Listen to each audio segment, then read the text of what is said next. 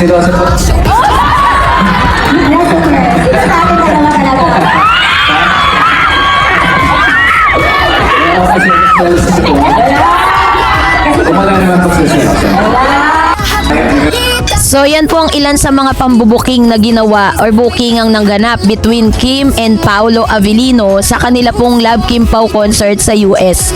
So yun yung ating pag-uusapan, ano. Meron nga bang dahilan or meron nga ba talagang karapatang magselo si Kim kay Paolo? Diba? Yun yung pag-uusapan natin. Bigay ng updates, ako daw yung pinaka-legit na pinapanood nila kasi marami mga Kim Pao, mga vloggers Kim Pao na gumagawa ng sarili nilang kwento para lang talagang pakiligin, ano. Pero mahirap kasi yung hindi tayo dun sa totoo eh. Dapat dun tayo sa totoong kilig.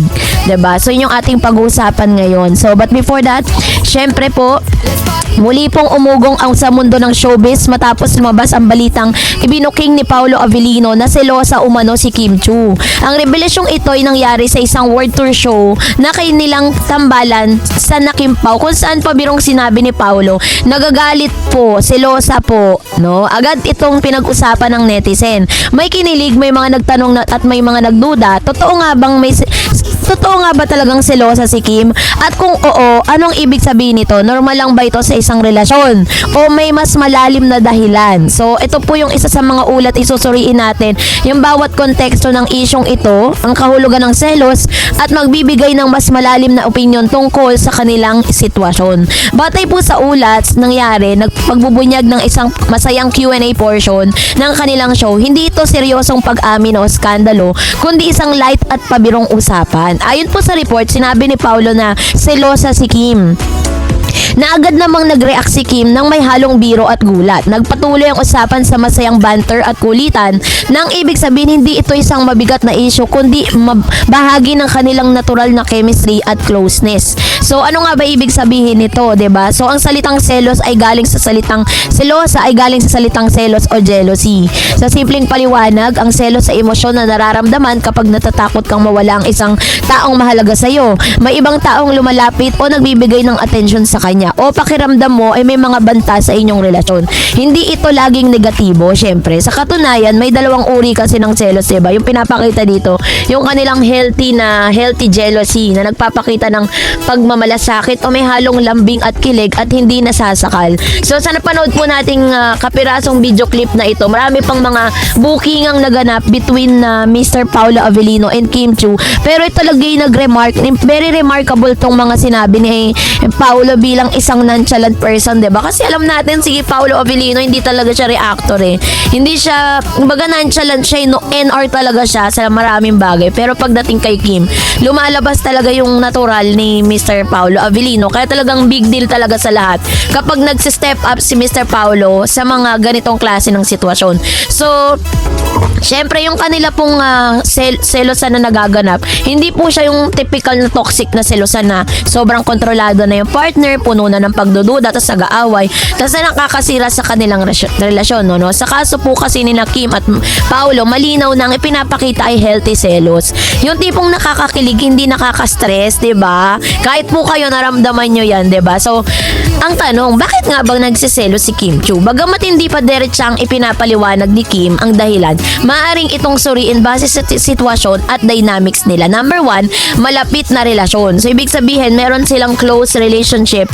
Kaya po nagkakaroon po ng selosang nagaganap. Hindi may kakailan na malapit ang dalawa mula sa kanilang proyekto na The Alibi hanggang sa kanilang off-screen interaction. Kasi doon naman talaga nagsimula ang lahat. Kapag may closeness, natural lang na magkaroon ng selosan.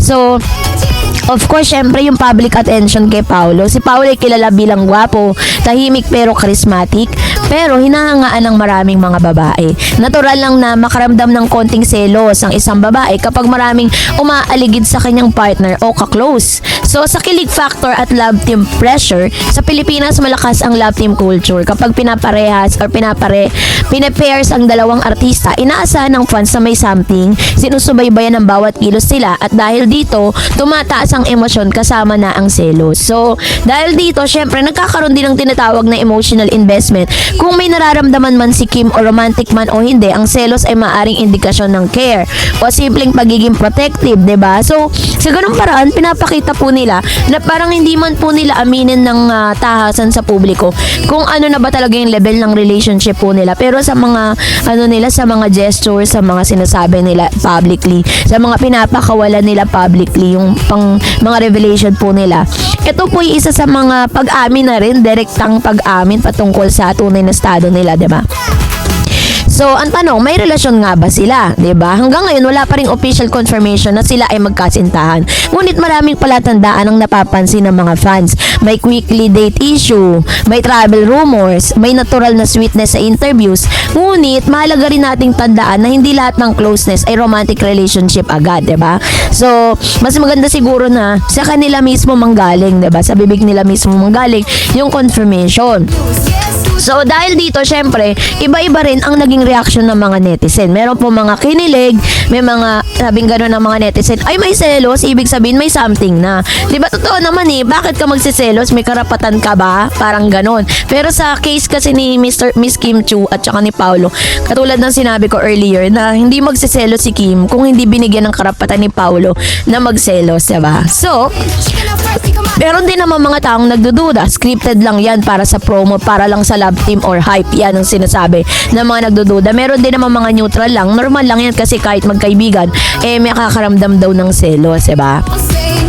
So, para lang po sa mas malalim na na investigation or malalim na explanation, yung selos bilang isang senyales sa tunay na damdamin, sa aking pananaw, hindi dapat gawing issue ang pagiging selosa ni Kim. Sa halip, dapat itong tingnan bilang isang natural na emosyon ng tao. So, bakit normal ang selos? Ang selos ay bahagi ng human emotion, konektado sa attachment, at indikasyon na may halaga ang isang tao sa'yo. Kung walang selos, kahit kaunti, means, ibig sabihin, walang pakialam o walang lalim ang connection po nila. So, yung selos sa sinasabi, it only shows that there is deep relationship or meron na talagang namamagitan between Kim and Paolo, kasi that's the indication na talagang meron na silang real connection at deep connection to each other. Ngunit, syempre, may mga limitasyon din yan. Gayunpaman, mahalagang tandaan ng selos ay dapat may control, may respeto, may tiwala. Kung lalagpas ito sa limitasyon, doon na magiging problema. Sa kaso ni Kim at Paolo, walang signs of toxicity, puro kulitan at lambingan lang, at may respeto sa isa't isa. Yun mismo ang isa sa mga dahilan kung bakit ang dami nagmamahal kay Kim at saka kay Paolo, kasi yung kanilang relationship, it's not a typical relationship, it's not a toxic relationship, pero ito yung nagdudulot ng good vibes sa lahat ng mga nakapapanood sa kanila. Kasi kung hindi talaga totoo yung kanilang, kung hindi genuine yung pinapakita nila, hindi po yan tatago sa mga fans, sa mga Kim Pao fans. But because of the genuineness and sincerity that they show, yun po yung tumatago sa mga fans po ng Kim Pao. Kaya naman ako po yung naniniwala talaga na wala pa mang diretsang pag-amin mula kay Kim at Paolo. I believe that there's something special between them. Kaya naman, pagpatuloy nyo lang yan. So, that's it for today. For more videos and updates, please don't forget to like and subscribe. And please don't forget to follow my Facebook page, Dar Eds TV and Dar Eds channel. God bless everyone.